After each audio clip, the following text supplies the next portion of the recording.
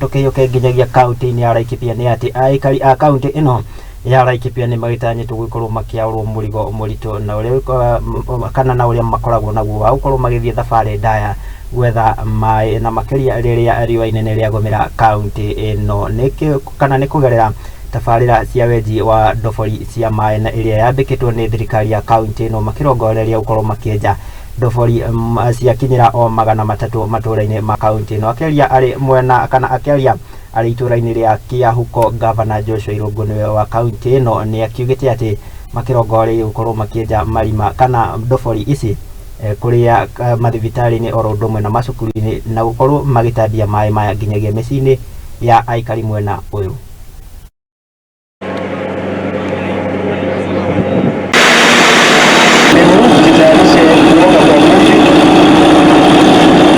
Na kwa hivyo leo tumekuja hapa ku-launch officially tukianzisha program yetu ya kuchimba maji at Laikipia Lulo Water Company. Na kwa sababu kwa nini tunasema Lulo Water Company?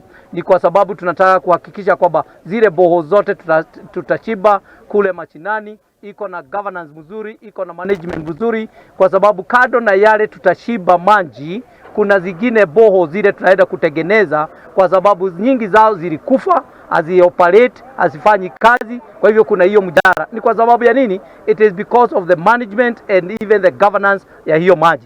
Tunaangazia yote ikiwa pamoja, tunachimba boho pande hii, tunaitengeneza, tunaifanya equipment na tunaipatia hata committee ile itakuwa inasimamia hiyo maji. Tutachimba boho kwa kila primary and secondary school na tutachimba boho in the public facilities, hata kwa health centers tutachimba boho, na ile boho tutachimba boho na tuweke tuta-equip na solar kwa sababu tunataka kutumia green energy.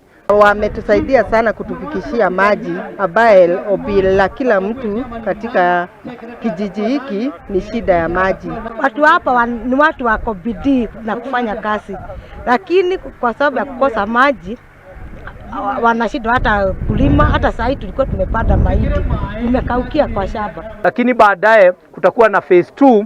Phase 2 ndio itakuwa inapabaza inapeleka maji, that is what we call water recirculation to the last mile connectivity kwa wananchi, na ndio watakuwa na gate valve, watawekewa mita zao, ndio mkulima akitaka kunywa maji na kulima na kutumia hiyo maji na ukulima ako na nafasi ya kufanya hayo.